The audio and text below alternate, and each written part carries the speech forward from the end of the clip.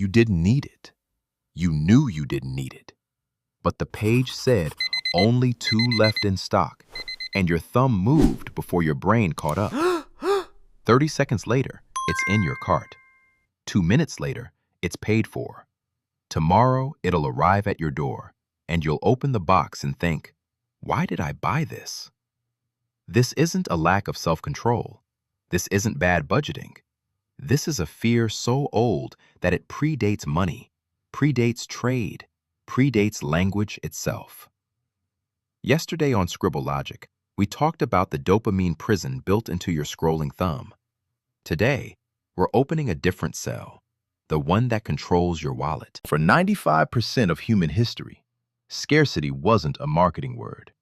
It was the difference between living and starving. If Og found food, he didn't save some for later out of politeness.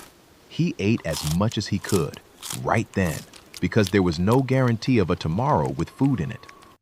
A good harvest could vanish. A hunting ground could dry up.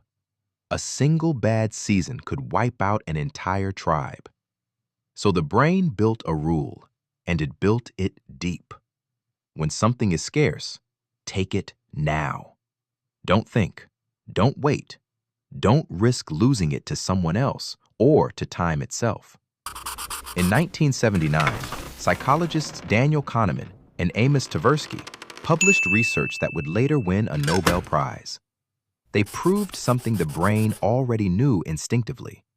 Losing something hurts roughly twice as much as gaining the equivalent thing feels good. They called it loss aversion. Losing $20 doesn't just cancel out the joy of finding $20. It hurts far more than that joy felt good. This single asymmetry explains almost everything about how you shop. You are not driven by the desire to gain a product. You are driven by the fear of losing the opportunity to have it. Those sound similar. They are not the same feeling. And one of them is far more powerful than the other. A store doesn't have to convince you that a jacket is good. It only has to convince you that other people might take it first. In 1957, a journalist named Vance Packard published a book that terrified an entire generation of shoppers. It was called The Hidden Persuaders. Packard had spent years investigating a new industry that barely had a name yet: motivational research. Advertisers had started hiring psychologists, actual clinical psychologists, to study why people bought things. Not what they said they wanted, what their unconscious mind actually responded to. What Packard uncovered was unsettling. Researchers found that people didn't buy products. They bought feelings, identities, and relief from anxieties they couldn't even name. And once advertisers understood this, they stopped selling products altogether. They started selling scarcity, urgency, and fear of missing out. Decades before anyone coined that phrase. Packard wrote, "Large-scale efforts are being made, often with impressive success, to channel our unthinking habits, our purchasing decisions, and our thought processes by the use of insights gleaned from psychiatry and the social sciences." In other words, they weren't guessing. They were engineering. The same way casino designers engineered slot machines. The same way Asa Raskin engineered Infinite Scroll. This wasn't advertising anymore. It was applied psychology, aimed directly at the oldest fear you have. The Hidden Persuaders became a bestseller and led to congressional hearings on subliminal advertising in the United States. But here's what almost nobody remembers. The hearings changed almost nothing. The industry didn't shrink. It got quieter, more sophisticated, and far more effective. 60 years later, the techniques Packard exposed are not fringe tactics. They are the default settings of nearly every online store on Earth. Let's look at the actual tools, because once you see them, you cannot unsee them. Only 2 left in stock. This number is rarely a real-time inventory count. In many systems, it's a threshold, a number chosen because research shows it triggers action without triggering suspicion. Too low, and people don't believe it. Too high, and it doesn't scare anyone. 2 is the number that works. The countdown timer. A clock ticking down to a deal's expiration activates the exact same brain circuitry that once told Og a herd was leaving without him. Your rational mind knows the sale will probably run again next week. Your ancient mind does not care. The ancient mind sees a closing window, and it screams, "Act now." 12 people are viewing this right now. This isn't just information. It's a manufactured tribe. It tells your survival brain that others have already decided this is worth having, and if you hesitate, they will take it, and you will be the one left outside the group, empty-handed. Behavioral economist Dan Ariely, in his research on predictably irrational behavior, ran an experiment offering people a choice: a $59 subscription to print magazines only, a $125 subscription to online-only access, or a $125 subscription to both print and online. Almost nobody chose the print-only option. But when Ariely removed the online-only option entirely, leaving just 2 choices, people's preferences flipped completely. The middle option wasn't there to be chosen. It was there to make the expensive option feel like the obvious, safe, non-scarce choice. This is called a decoy, and it's everywhere. The overpriced item on a menu that makes the second most expensive item look reasonable. The was $200, now $89 tag where the $200 price rarely existed as an actual selling price. Every single one of these is a small, deliberate nudge toward the same ancient trigger. Don't lose this.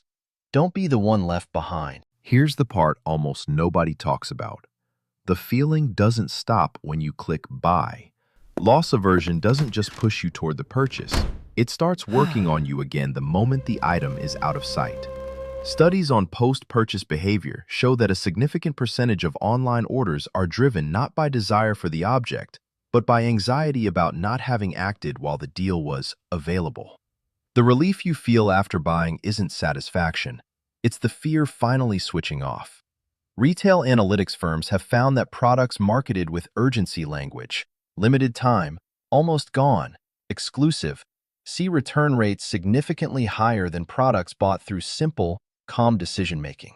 The same fear that rushed you into the purchase eventually rushes you into regret.